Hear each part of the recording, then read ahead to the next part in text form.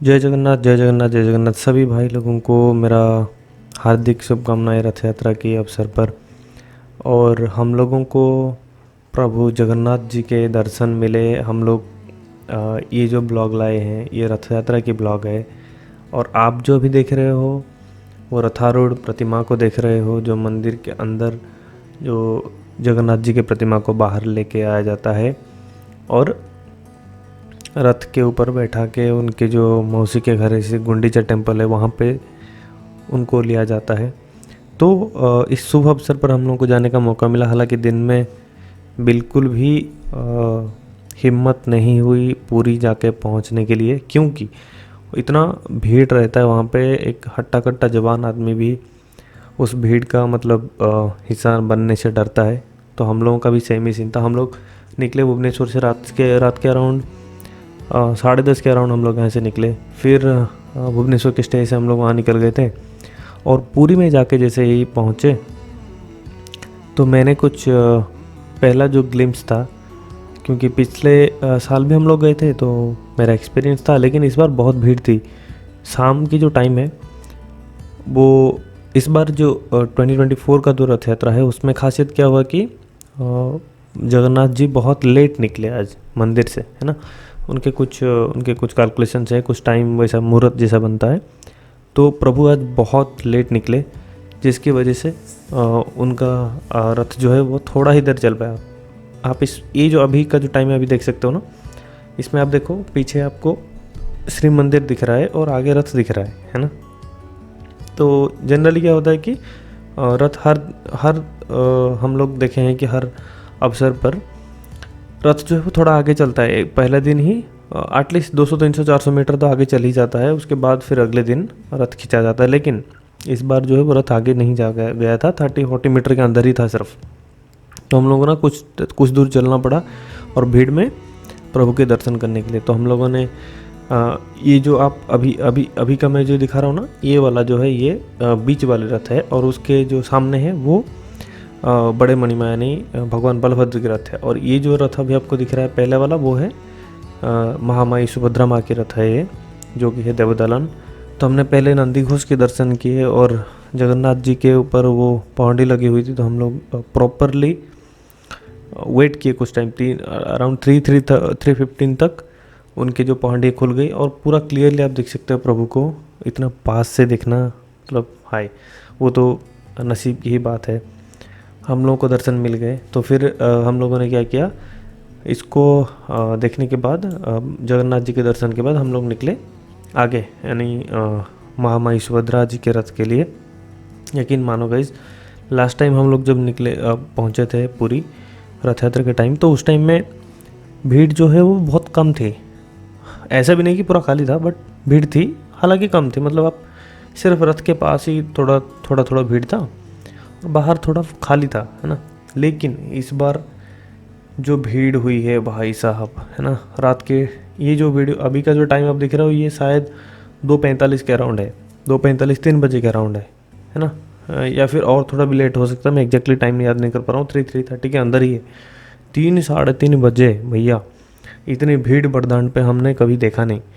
जो कि जनरली क्या होता है कि रथ अगर बहुत जल्दी निकलता है तो शाम तक, मतलब वही 10-11 बजे रात को, अराउंड 11-12 बजे बड़दांड जो है खाली हो जाता है। बहुत लोग बैठ के कीर्तन कर रहे होते हैं, बहुत सारे लोग दिया जला रहे होते हैं, अपने दुख भगवान को बता रहे होते हैं। क्योंकि रथ पे भगवान जी का आने का और एक भी कारण है कि हर कोई प्रभु को जाके मंदिर में दर्शन नहीं कर सकता। आप और हम जैसे भाग्यशाली हर कोई नहीं है कि जाके मंदिर के अंदर घुस के प्रभु के दर्शन हमेशा कर सके, है ना। तो उन लोगों के लिए और सभी लोगों के लिए, यानी कोई क्या बोलते हैं, धर्म हो या फिर कोई भी अगर कोई अंदर जा नहीं पा रहा है, जाति भेद वो सबसे परे, है ना, धर्म से परे, सबसे परे प्रभु जगन्नाथ आते हैं सबको मिलने के लिए, सबको दर्शन देने के लिए, भक्त की दुख सुनने के लिए। तो यही रथ यात्रा का ही टाइम है जब रथ के ऊपर प्रभु आते हैं विराजमान होकर, तो हर कोई जाके देख सकता है ऐसे, है ना। तो भीड़ जो है वो जनरली दर्शन के बाद 1-2 बजे कम हो जाती, लेकिन इस बार बहुत भीड़ थी। वजह ये थी कि प्रभु बहुत लेट निकले थे आज उनके मुहूर्त के हिसाब से, है ना। और बरदान के हर तरफ आपको दिया जलाते हुए लोग मिलेंगे। भजन कीर्तन तो कंटिन्यू चलता रहता है पूरा, है ना। और सबसे मज़ेदार बात और बड़ी बात ये थी कि जो रथ के पास है ना, भीड़ इतनी ज़्यादा है, आप एक बार अंदर चले गए, घुस गए ना, तो आप रुक गए उधर।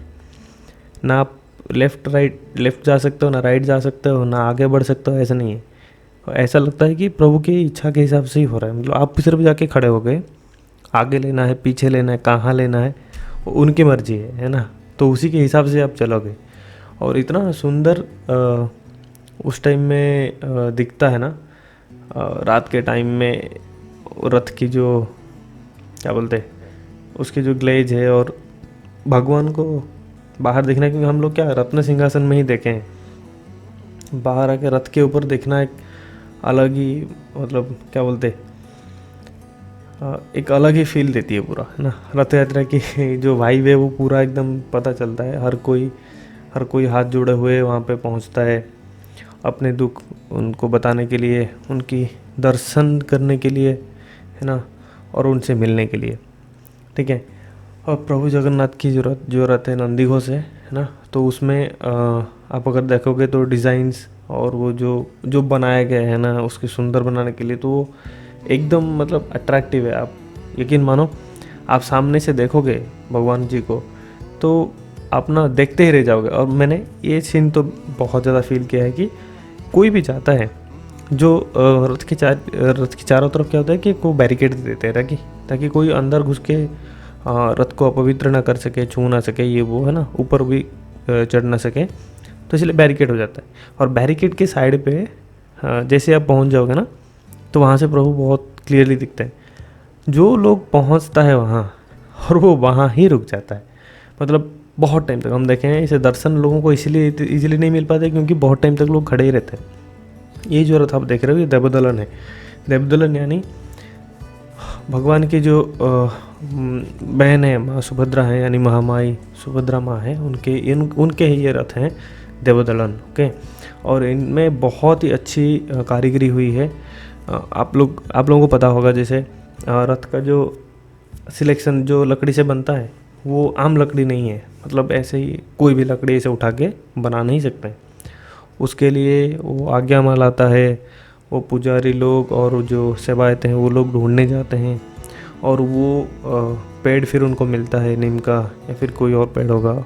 उसके बाद जाके वही पेड़ वहाँ से कट के आता है और उसी से बनता है भगवान के रथ, है ना। ऐसे रथ कोई भी लकड़ी से उठा के नहीं बनता है। और आप अगर देखो इतनी बारीकी से कारीगरी की गई है, इसमें जो भी चीज़ें लगाई गई है उसको सुंदर बनाने के लिए, बहुत ही अमेजिंग है ना।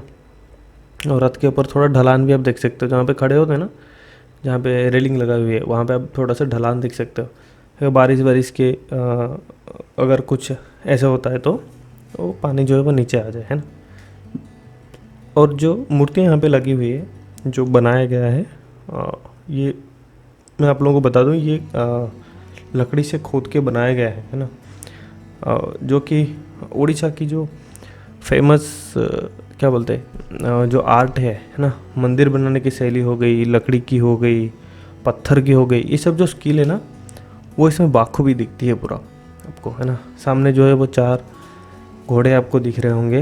हाँ, माना जाता है कि ये घोड़े बहुत पावरफुल हैं, है ना। जो ओरिजिनली जो रथ को खींच रहे हैं वो बहुत ही पावरफुल है।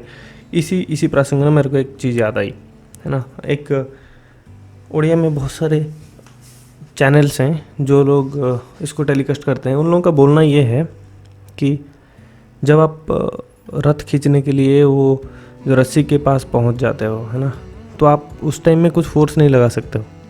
उसमें रीज़न क्या है कि आपको हर तरफ इतना भीड़ होगा, है ना, आप वहाँ पर ठीक से खड़े भी नहीं हो पाओगे, तो आप खींचोगे क्या, है ना। लेकिन रथ चलता है और अपने स्पीड से बहुत अच्छे से चलता है। तो आप सोच के देखो, रथ खींच कौन रहा है। हम सोचते हैं कि हम लोग जाके रथ को खींच के ले आते हैं, लेकिन वो जो सेवायत हैं वो बोलते हैं कि आप रथ को खींच नहीं रहे हो, भगवान जो है वो आप अपने रथ को चलाने के लिए वो सारथी रखे हैं और घोड़े रखे हैं वो लोग खींचते हैं, आप लोग उसी के फोर्स में ही चल रहे हो। ये जो है वो सारथी हैं, दिख रहा है ना राइट साइड में। अच्छा, पंडित जी नहीं, उसके साइड में जो मूर्ति लगी हुई है वो है देवदलन की सारथी, है ना। और आप यहाँ से देखो तो बहुत सारे भीड़ है, बहुत सारे लोग, और सामने जो दिख रहा है ना वो है तालध्वज रथ, है ना, जो बड़े महिमा हैं प्रभु बलभद्र, जिनको बोला जाता है कि त्रेतया में वो लक्ष्मण जी के रूप लिए थे और भगवान विष्णु जी के साथ हमेशा रहते हैं, है ना। अनंतनाग के जो रूप हैं वो हैं प्रभु बलभद्र।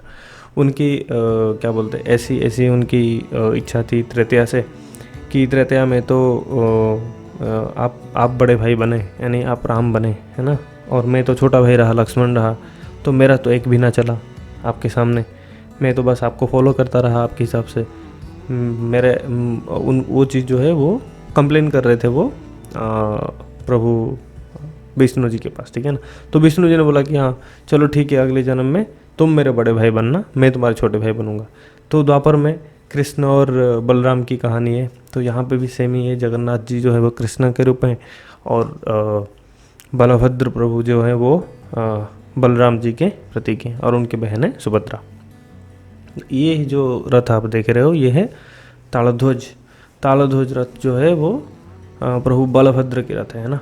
और रथ में सेम आप तीनों रथों को अगर देखोगे तो मुझे लगा देवदलन जो है थोड़ा छोटा दिख रहा था, पर ऐसे फ़र्क आप इजीली कर नहीं पाओगे देखोगे तो, है ना।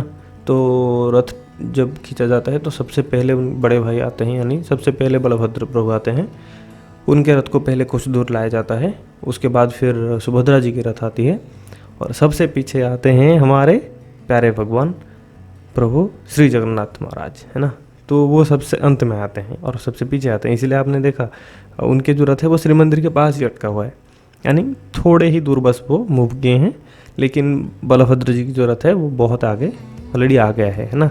हालांकि जब नॉर्मल टाइम्स में जैसे रथ अगर शुरू होता है ना, पौंडी विजय अगर शुरू होती है तो रथ जो है बहुत आगे निकल आती है, यानी आधी डिस्टेंस निकल आती है, फिर उसके अगले दिन और आधा डिस्टेंस कवर हो जाता है। लेकिन इस बार वो मुहूर्त की वजह से नहीं आ पाया। आप कारुकार्य देख रहे हो ना यहाँ पे, ये सब लकड़ी का खोद के बनाया गया है ना। आप सोचो इतनी बारीकी से यहाँ पे काम किया है और इतनी अच्छी तरीके से इसको पेंटिंग भी करके रेडी भी किए हैं। आप अगर देखे होंगे, आप अगर वीडियोस वगैरह देखते होंगे रथ यात्रा के, तो रथ यात्रा के दिन तक भी रथ जो है वो कंप्लीट नहीं हुआ होता है ना। और वो इतनी मिरेकलस बात है, पौंडी विजय के पहले ही रथ रेडी होके खड़ा हो जाता है और तीनों रथ को खींच के एक जगह पे लेके चले जाते हैं, है ना। ट्रायल रन कुछ ऐसा भी नहीं है, सीधा रथ बन गया, रेडी हो गया, फिर उसको खींच के एक जगह पे एक लाइन पे तीन रथों को खड़ा किया जाता है और एक एक करके जो प्रतिमा है उनको बाहर लाया जाता है ना। और बाहर लाके एक एक करके चढ़ाया जाता है रथ के ऊपर, है ना। तो एक बहुत ही मेस्मराइजिंग व्यू है, यानी आपके ना अंदर से आप खुश हो जाओगे, ऐसा पूरा सीन है इसमें, है ना। और ये जो बलभद्र जी के रथ है उनके घोड़े का रंग आप देख सकते हो काला है ना। तो चार घोड़े लगे हुए हैं और हर एक रथ में एक सारथी लगा हुआ है। आप देखो बाएं की तरफ, रथ की बाएं की तरफ सारथी लगा हुआ है। अगर रुको मैं एक बार कोशिश करता हूँ उधर जाने की, जाके आपको ज़रूर दिखाऊंगा जूम आउट करके, ठीक है ना। और अगर आप कलर नोटिस किए हो तो प्रभु बलभद्र की जो रथ है ना उसमें रेड और ग्रीन की यूज़ हुई है ना। और अगर आप गौर से देखे होंगे प्रभु जगन्नाथ जी के उसमें रेड के साथ येलो यूज हुआ है ना। उनके जो रथ के जो कवर है वो पूरा, ठीक है। तो यहाँ से आप देख लो प्रभु बलभद्र की जो प्रतिमा है उसको क्लियरली यहाँ से देख लो। इतना क्लोज डिस्टेंस में देखना तो पॉसिबल नहीं है, मंदिर में भी पॉसिबल नहीं है, क्योंकि मंदिर में आजकल इतना भीड़ हो रहा है तो वो बहुत दूर पहले ही रख रहे हैं, मतलब लाइन को ऐसे ही वो डिज़ाइन कर दिए हैं कि अब बहुत दूर से दिखता हो, कम से कम 10-20 मीटर दूर से ही दिखता हो यहाँ से, लेकिन पूरा पास में दिखता है पूरा, है ना। प्रभु के दर्शन और वीडियोस सिर्फ यहीं पे ही बन सकती है भगवान जी के, और मंदिर के अंदर तो अलाउड नहीं है कुछ भी। जब प्रभु बाहर आएंगे आप लोगों को, हम लोगों को, सब लोगों को दर्शन देने, तब जाके उनके दर्शन हम कर सकते हैं और हम दर्शन करा भी सकते हैं, यानी उन्हीं के ही मर्जी है आप लोग इसको देख पा रहे हो, है ना। हमारे हाथ में तो कुछ है ही नहीं, ये है उनके सारथी, है ना। तो वो खुद आए हैं मिलने के लिए सबसे। जो पूरी आ पाया वो बहुत नसीब वाला है। जो आ भी नहीं पाया और यहाँ से ही दर्शन कर रहे, तो हो सकता है भगवान की ही इच्छा है कि आप लोग उनको यहाँ से दर्शन कर पा रहे हो। तो ये रही भीड़, आप खुद देख सकते हो। मैं झूठ नहीं बोल रहा था उस टाइम में, है ना। रथ के पास तो बहुत ज़्यादा भीड़ है, और जब तक हम लोग निकल रहे थे, ये वीडियो है, तो तब तक भीड़ धीरे धीरे खाली हो रही थी, है ना। सुबह का आरती लेकिन ख़त्म हो गया था। चलो, thank you guys, this was all for the exclusive video for रथ यात्रा। Thank you so much for watching till now. Thank you.